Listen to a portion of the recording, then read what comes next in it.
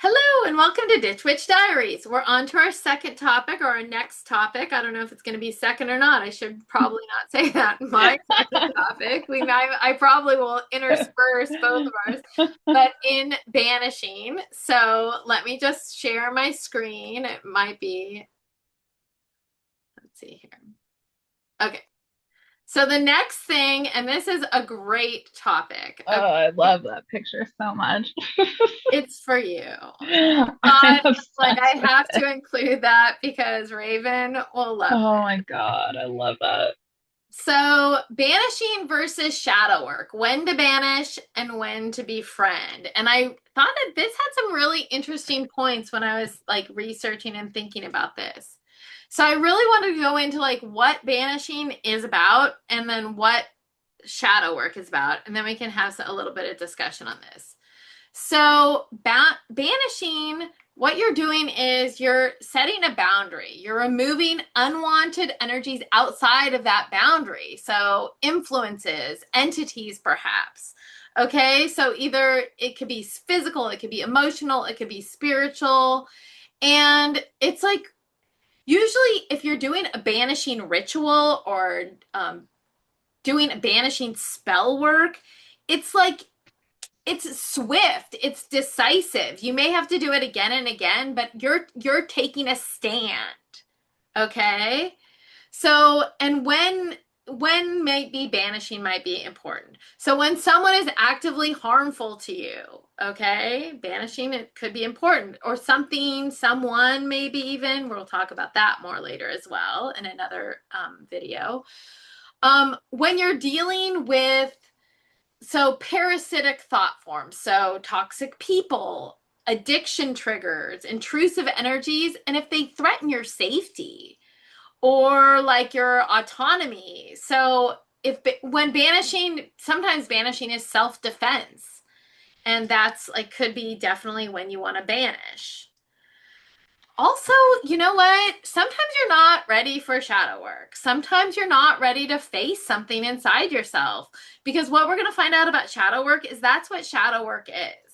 It's facing your inside who you are, and we'll talk more about that. But sometimes you're not ready to do that. A lot of times, there's been many things that I have not been ready to even talk about or think about or even know about. It took a while to come to the maturity to understand some of my shadow.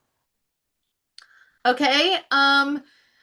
And sometimes you're just not in the right space. Like you're in the space to banish because you're fucking angry and you're not ready to like sit down and have a meaningful meditative shadow work experience.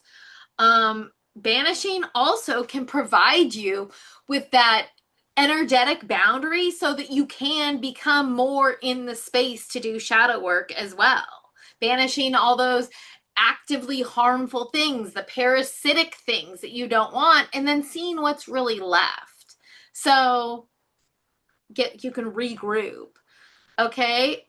Also, I love this. Sometimes it's just not yours to integrate. And I think as women, and maybe not all women, I don't say this, but me in particular, my instinct is usually to take things on, to like look inward when somebody is when things are rotten or when things don't go right or when people are upset. I'm like, oh, like what did I do or how can I make it better or what was my responsible part, which is whatever. But you know what I found is that most of the time, even I would say most of the time, it's not even mine to integrate or to take in. A lot of those times it's not. And so that's when you're thinking about banishing. Okay. You got to know that not everything that's dark in the world is your shadow. Okay. There's like, I'm listing them: external manipulation, projections, energetic attachments from others. Okay.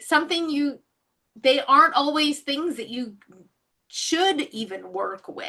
Okay. They should be removed instead, banished instead. So that's kind of like the when do we banish? So then when to befriend? So, like I was hinting at before, shadow work is about facing and integrating parts of yourself that are you reject. So, shame, fear, rage, desires sometimes things that we've done to other people or things that we've, things that it's hard to admit to usually. Shadow work isn't easy. It's usually involves things that we don't want to think about that we have inside us. That's why it's the shadow. If we loved it, it wouldn't be the shadow. So, I have a little thing to add. You said things that we've done to other people, which I 100% agree with.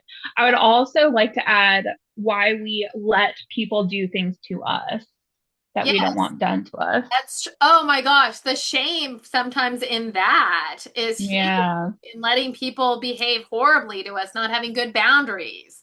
So w we don't look at them and befriend them to indulge them, but to understand them, okay? To kind of make them part of us so that we can use that energy and understand it. So you engage in shadow work when, if you're noticing patterns, triggers and patterns that keep repeating themselves, you're self sabotaging, you have triggers that make it difficult to be in the world or things, that's yours. Like people may have done horrible things to you, but getting over those triggers is part of shadow work. Okay, when you project on other people, sometimes we do that.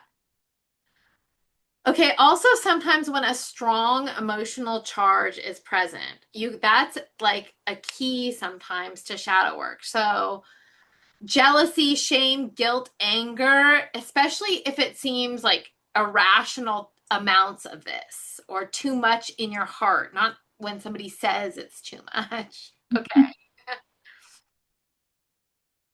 And if you sense, sometimes we just have a sense that it's ours. Sometimes, especially if you're maturing, I've been on this quest for emotional maturity. And when you accept that something is ours, is your own, is when you can change it, is when you can do something about it. If it's always somebody else or something else in the future is going to make you feel better or somebody else, or if only this happens then I'll feel better and then things will be okay, um that's a problem because you don't have any control over that. Like you when you sense it's from within, like shadow aspects are part of yourself. Okay, it's that's your psyche asking to be heard and not exercised or banished. So I'm gonna stop this share here and we can talk about it a little bit. So what are your thoughts? You do a lot of shadow work, don't you? I do. Yeah. I do shadow work every month.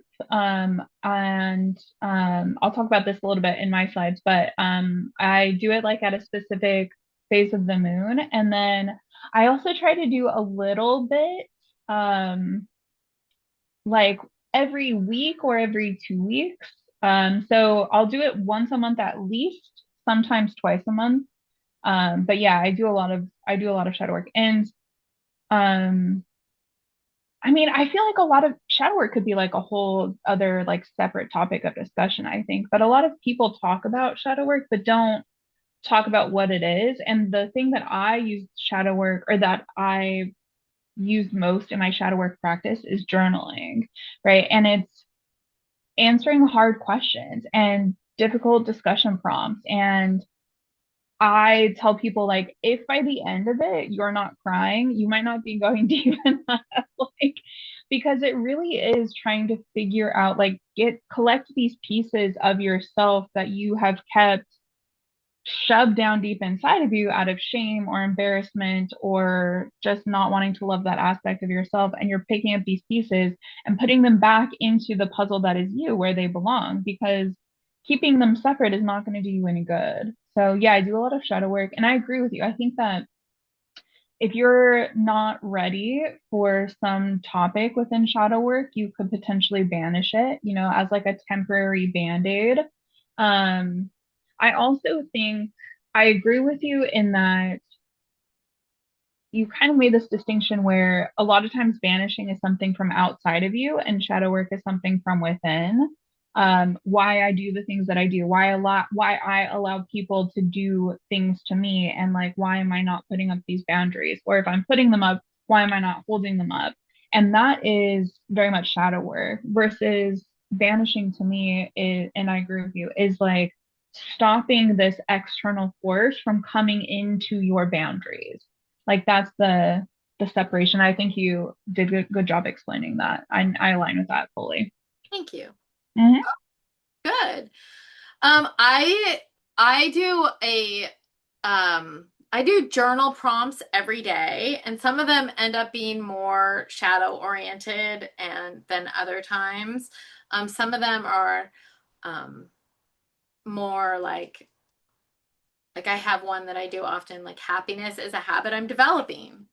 I love that topic, that journal topic. Mm, But it like gets you to think like, why am I unhappy? Why have I been unhappy? What does it mean to develop happiness versus like mire in suicidal ideation, you know? yeah. So yeah, like I agree with journaling as a tight as a way to get to shadow work. I do that too, and I agree with that. And I think it has a place in witchcraft. I think shadow work has a place in witchcraft right along with banishing. So I think Yeah. it's sometimes it's hard to splice that out, but yeah, Yeah, and I think that shadow work, I would probably take it a step further and say that it's necessary because I think that the more you know yourself, the more in tune with your magic that you'll be, and the more you know about like how to, yeah, do things in the magical space. And if you're very fractioned, if you haven't integrated a lot of parts of your shadow self, then you don't know your, in my opinion, you don't know yourself well enough and thoroughly enough to be able to tap into your magic as much as you could be, you your know. intention is fractured too. Like it doesn't Yeah. get like your intention gets honed when you start doing Yeah. work. So Yeah. And I think a lot of the people, not to like shame or like shun people who are like all live in light or whatever. But I think that the people who do that are negating the other half of who they are and they're only letting half of that come out. And I think that for those people, they might it might behoove them to do shadow work to understand that just because things are dark and in the shadow doesn't mean that they're bad and you can use those to integrate into yourself more fully. Yeah, I think shadow work is necessary. I love that. Me too. Yeah. So, on that note, thank you for joining us in our little discussion of when to banish and when to befriend. And we will see you at the next Ditch Witch Diaries.